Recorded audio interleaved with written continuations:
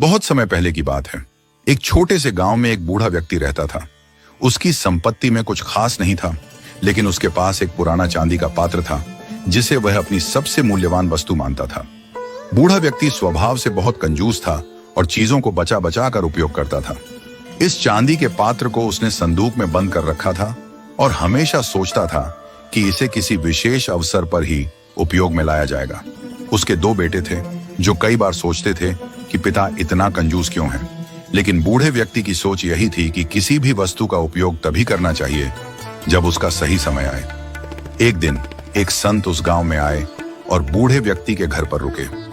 जब भोजन का समय आया तो बूढ़े व्यक्ति के मन में विचार आया कि क्यों न संत को चांदी के उस कीमती पात्र में भोजन परोसा जाए। लेकिन अगले ही क्षण उसने खुद को यह सोचने से रोक दिया। उसने सोचा, यह चांदी का पात्र बहुत कीमती है, यह संत तो गांव गांव भटकते रहते हैं, उनके लिए इसे क्यों निकालूं? जब कोई राजसी व्यक्ति मेरे घर आएगा तब इस पात्र का उपयोग करूंगा। इस तरह उसने साधारण बर्तन में ही संत को भोजन परोस दिया। संत ने बिना किसी शिकायत के भोजन ग्रहण किया और अपने मार्ग पर आगे बढ़ गए। कुछ समय बाद राजा का मंत्री गांव के दौरे पर आया और भोजन के लिए बूढ़े व्यक्ति के घर रुका। बूढ़े व्यक्ति ने फिर से सोचा कि चांदी का पात्र निकाला जाए, लेकिन उसने खुद से कहा, यह तो राजा का मंत्री है, राजा नहीं। जब स्वयं राजा मेरे घर आएंगे तभी इस पात्र का उपयोग करूंगा।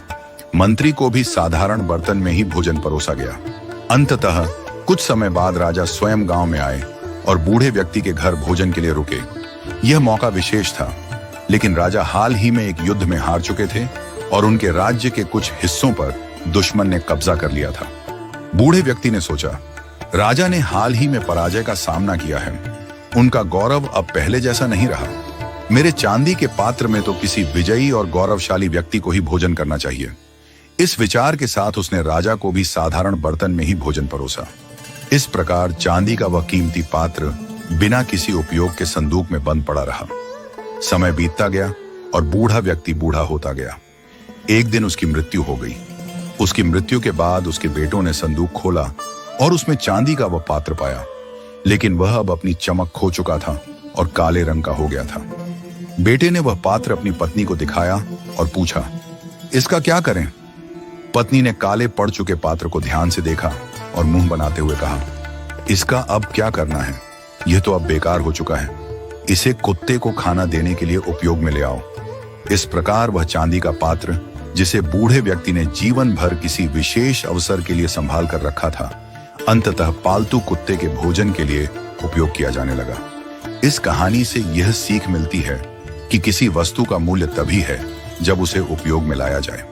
बेकार पड़ी कीमती वस्तुएं भी समय के साथ अपना महत्व खो देती हैं और अंततः उनका उपयोग भी नहीं रह जाता। जीवन में चीजों का सही समय पर उपयोग ही उनकी असली कीमत है।